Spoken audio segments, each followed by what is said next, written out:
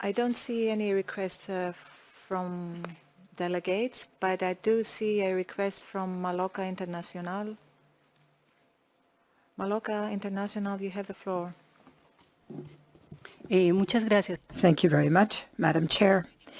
I'm come from the WIPO people, and Colombia is included in that. We will hold the 17th meeting on the Biodiversity Convention and COP16. From our perspective, to be more inclusive in the Hague System, including the languages considered in the UN, is an example of good practices, which should be carried out here as well.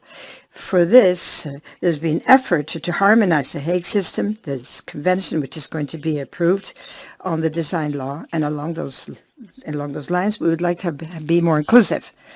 We regret that the diplomatic convention to approve a design law treaty, which is going to strengthen the Hague System, despite the fact that we're discussing issues about genetic resources and traditional knowledge, associated genetic resources, including on Article 3 of the current version. There are no indigenous people nor local communities. And we think this is very serious because we're talking about genetic resources and traditional knowledge associated to genetic resources. This is part and parcel of this whole process. It's an issue which concerns indigenous people and the local communities.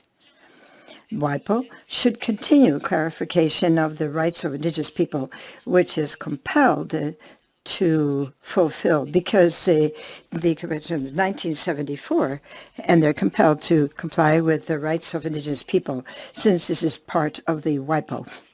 The United System has quite a bit of credibility, and it would be very serious that WIPO would lose its credibility and legitimacy and infringing international laws of the UN and in its forum. The WIPO should settle this issue so that there are indigenous representatives in the 7 regions, social cultural regions of the planet, so as to strengthen the Hague System, as was already done. It was successfully in the history of the diplomatic conference, which was held in May this year, on the genetic resources and traditional knowledge, associated traditional knowledge. This was a great success, and it was thanks to the goodwill which prevailed. I would like to thank you for your kind attention. Thank you, Maloka Internationale.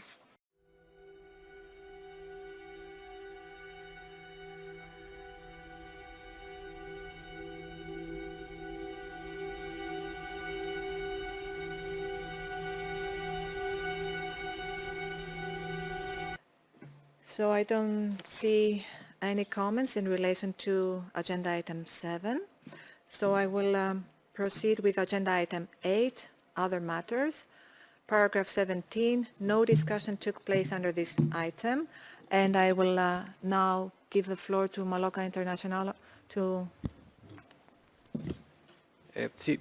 Yes, thank you very much. Thank you, Madam Chair. It's true that the states did not take the floor on item 8, but the 2 NGOs that are present here, and they do represent indigenous people, did take the floor. So we thought there should be some reference to this, and this is what I wanted to bring up. We can send it to the Secretariat. We can send the statements to the Secretariat, and in that way you would have some food for thought to refer back to this. So did you want to complement this? Yes, I just wanted to add that we're going to send you a letter aimed at the director of the WIPO and some states to express our position. Thank you very much. Thank you, Maloka Internationale. The thing is that I have been informed by the Secretariat that their practice is not like to reflect such statements in the summary by the chair. However, there is an automated speech-to-text transcript and translation, so your interventions are fully reflected and uploaded in the WIPO webcasting services website. So your interventions are already reflected And I think when also the video from this from our morning session is uploaded, you will. This is like the practice. So I trust this is like I see. That's only because of the session. Excuse me. That's only because of the session. The record.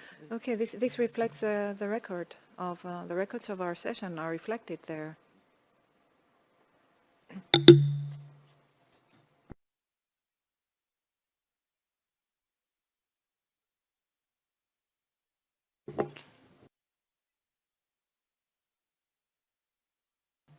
Can you please press the microphone so that Incomindios, please, you have the floor. Okay, thank you, Madam Chair. My experience in the many years that we deliberated the Declaration on the Rights of Indigenous Peoples, of course, Alaska and Hawaii, because the United States of America administered the white race. Literally, the Supreme Court said it's for the white race. And we were excluded in everything, including the Constitutional Convention, and the vote was the U.S. military. So when we talk about inclusion, exclusion, we had to ensure, and because there was more indigenous peoples and it was an indigenous declaration, we had more say between the chair because we were recognized, and now we're recognized with self-determination.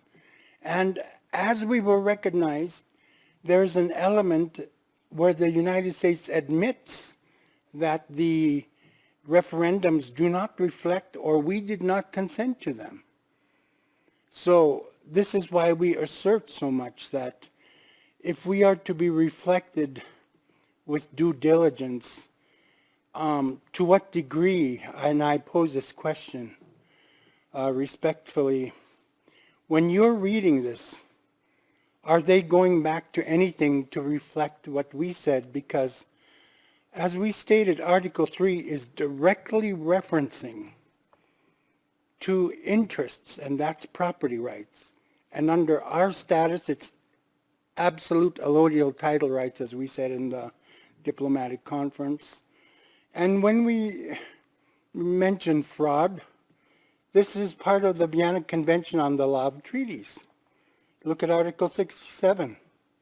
Look at some of those articles where we can assert that if you exclude us, and there are states who have historically and fraudulently exclude us, then where does that leave us? It leaves us with no protection. So how can we, or is our states going to take this seriously?